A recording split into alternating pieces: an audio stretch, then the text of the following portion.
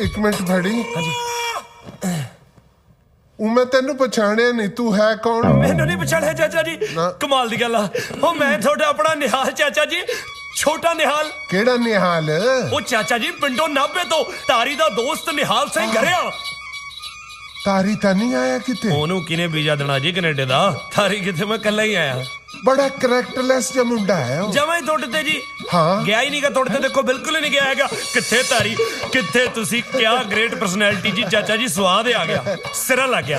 बेटा तू अज तो इत्थे रहे जी। अज तो ये मेरा पति साडे घर दे विच साडे नाल ही रहूगा। तेरी बिल्कुल दखल अंदाजी नहीं होनी चाहिए। सॉरी चाचा जी, आ मेरा रूम किथे जी अपना? ऊपर चढ़ के ना खब्बे हाथ नू दूजा थैंक कमरा। यू चाचा जी, चाह ते मिल दिया दई वीरे। सुनिया तू हुण ख्याल रखे।